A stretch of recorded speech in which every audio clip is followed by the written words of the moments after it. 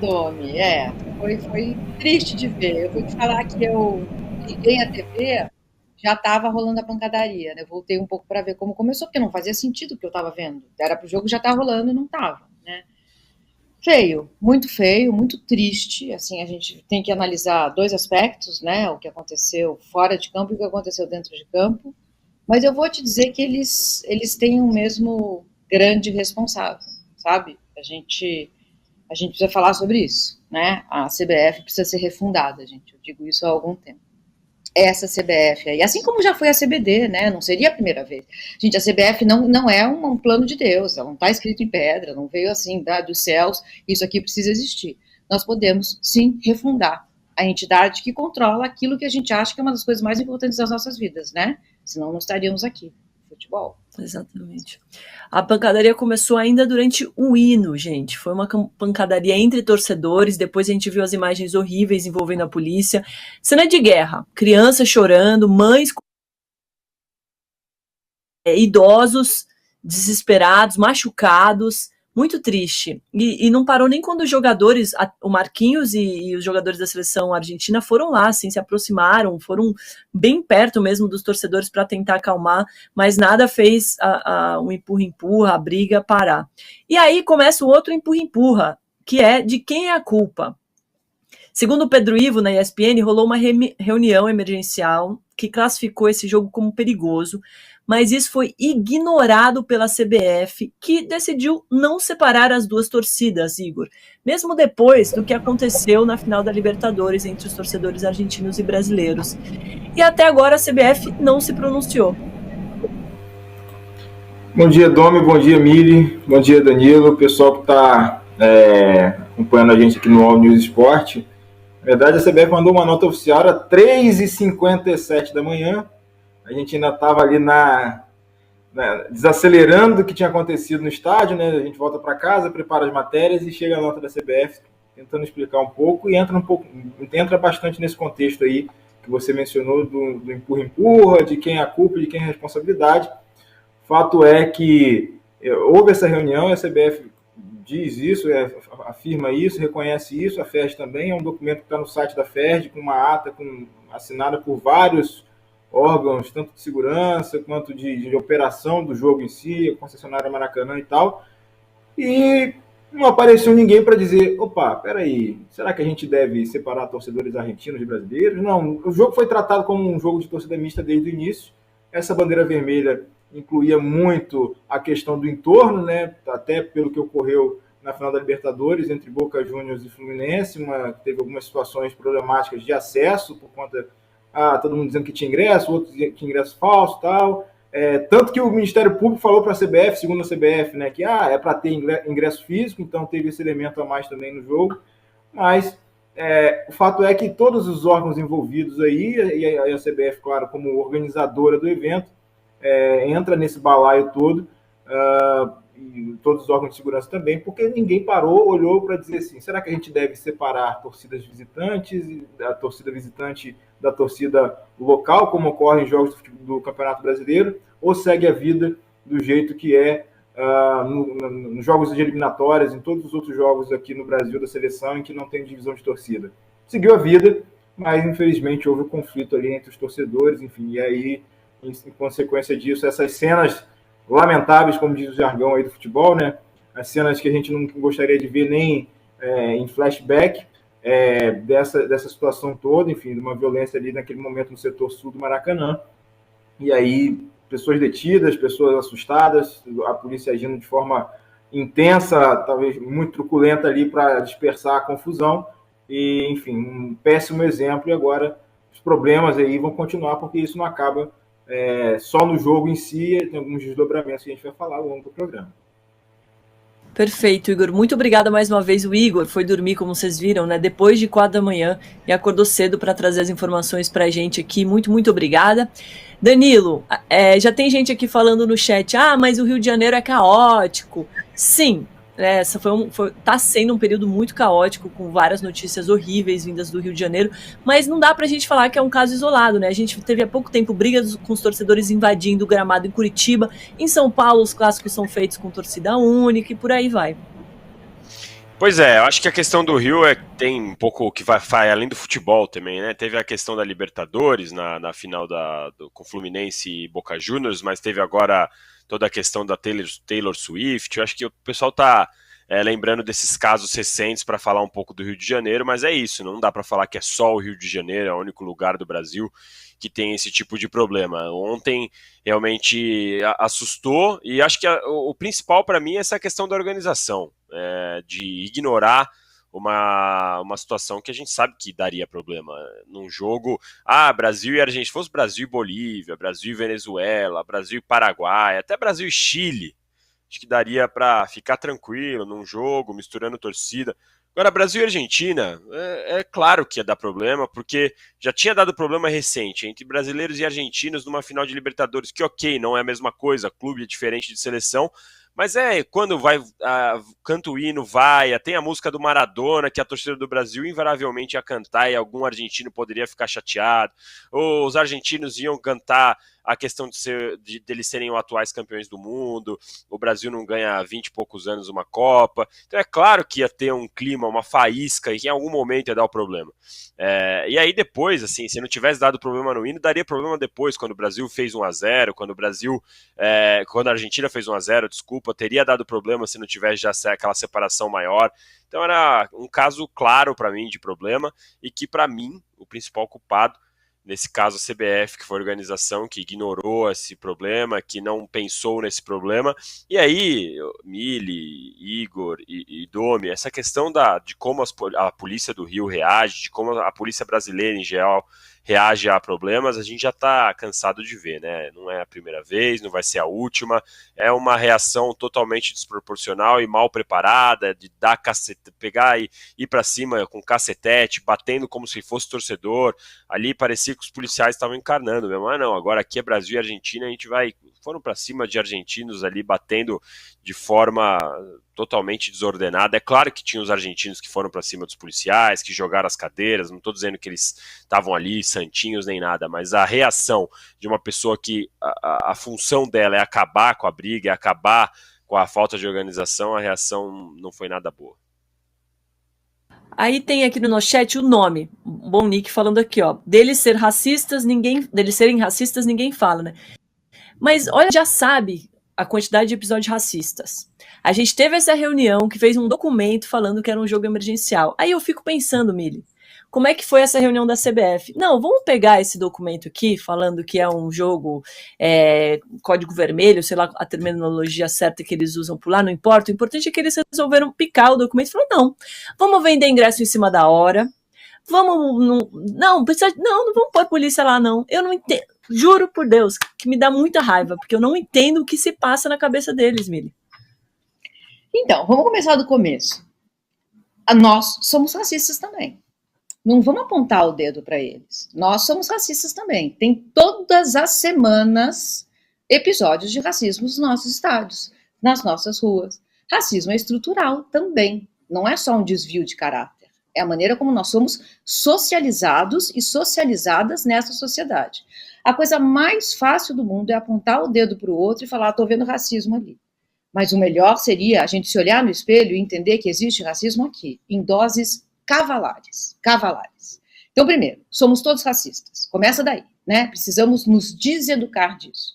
Depois, somos todos agressivos. Existe dentro de cada um de nós uma dimensão grande de agressividade. Transformar isso em violência é que não pode, né? Porque também a gente dizer, gente, vamos apenas nos amar.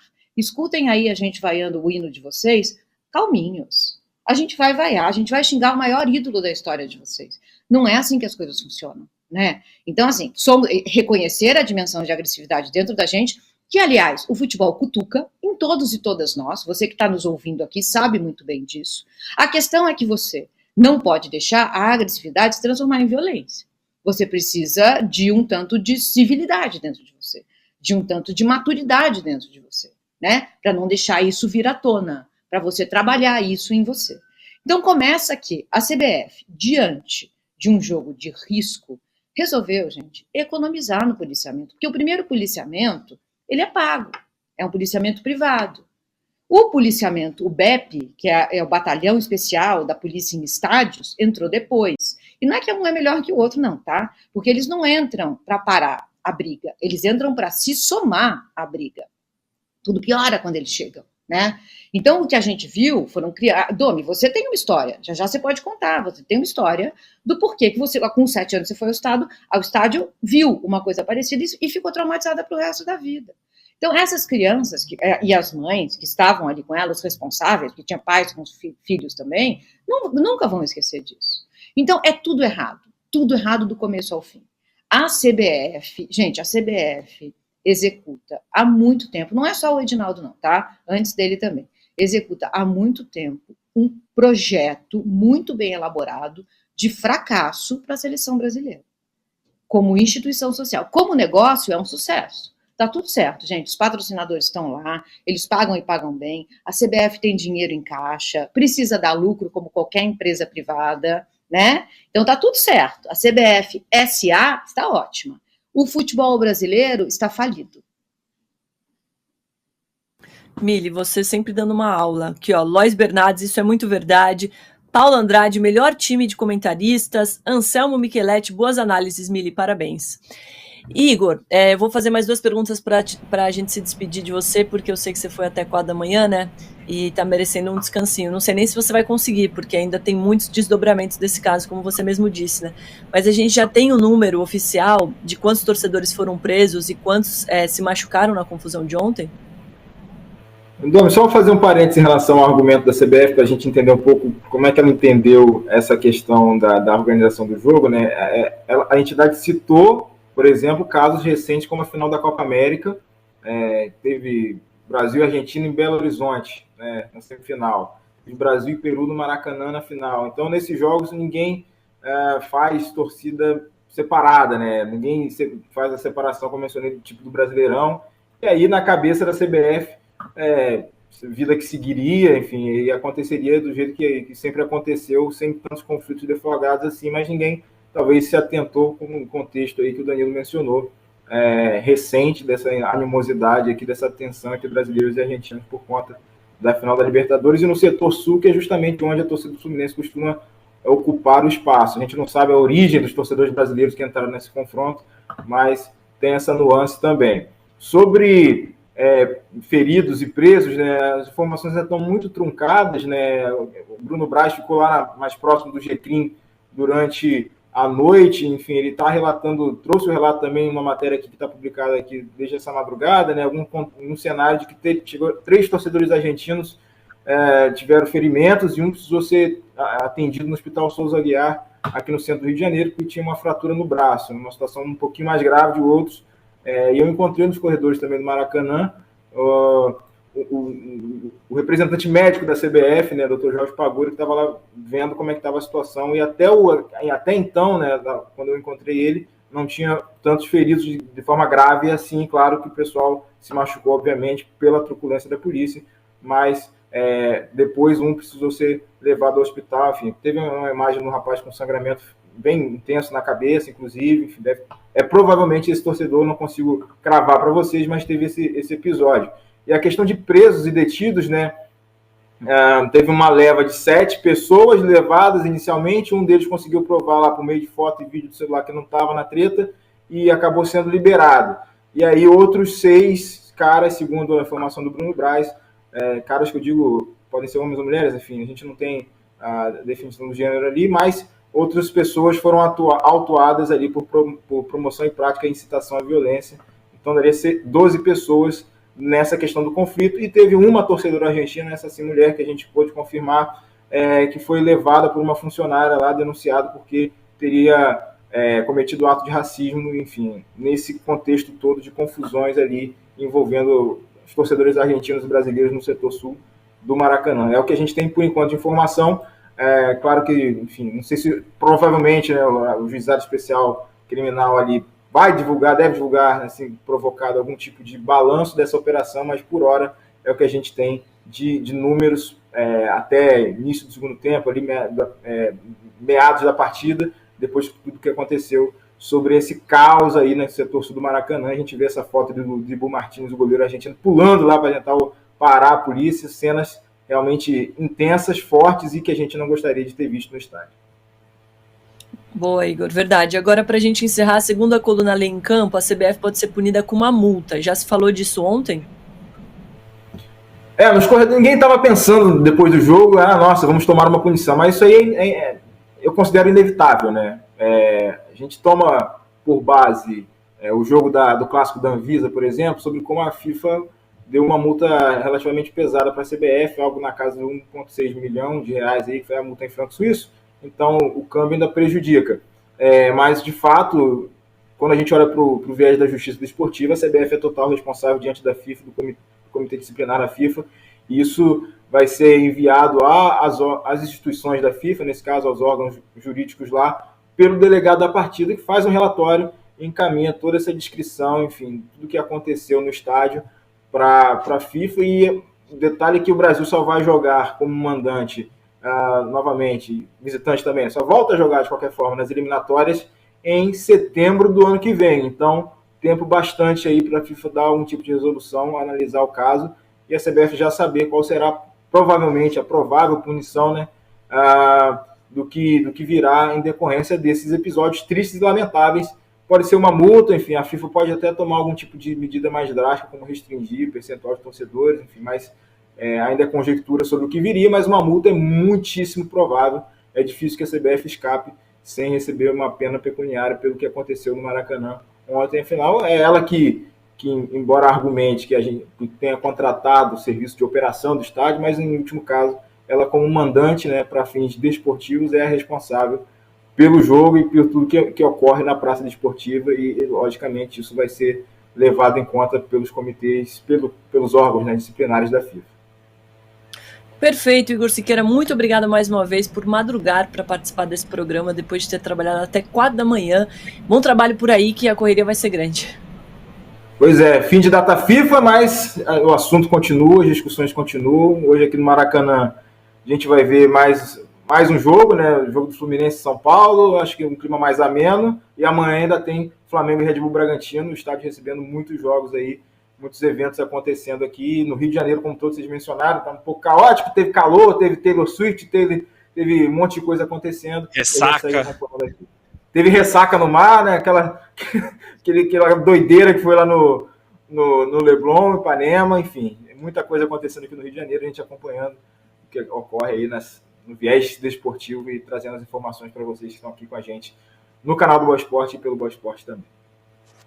Valeu, Igor. Muito obrigada. Recebemos um superchat. Muito obrigada também, Breno Giroto. Ele diz assim, essas acusações de racismo falam mais sobre a xenofobia brasileira do que sobre a luta antirracista. PM mata preto todo dia. Onde fica toda essa revolta? Perfeito, Breno. É sobre isso, né? Revolta seletiva, como a Mili já tinha colocado, muito bem colocado, aliás. E você falou, né, Mili, da experiência que eu contei na minha primeira vez no estádio. Eu postei lá no Instagram ontem com esse vídeo horrível da torcida. Eu tentei selecionar uma parte que não tinha criança sendo chorada, assim, porque é muito traumático mesmo. A primeira vez que eu fui ao estádio, eu tinha 7 anos, saiu uma briga, a gente teve que sair correndo, foi desesperador. Daí eu fiquei anos sem voltar ao estádio. Eu achava futebol um negócio chato, porque era perigoso, né? Era ameaçador para sua vida. Eu só fiz as pazes com o futebol 20 anos depois, quando eu comecei a trabalhar com isso. Olha que loucura. Por isso que eu não tenho um time de coração, aí todo mundo fica pegando no meu pé. Tem sim, Danilo é o primeiro. Torce pra São Paulo. Nem sabe o que aconteceu. Olha lá, Mili, como é que é. Tava demorando para sobrar para mim até, hein? Tava demorando para sobrar para mim. Eu respeito o seu trauma, eu acredito nisso, mas que eu sei que você tem um time de coração, mas vamos deixar isso para depois. Qual?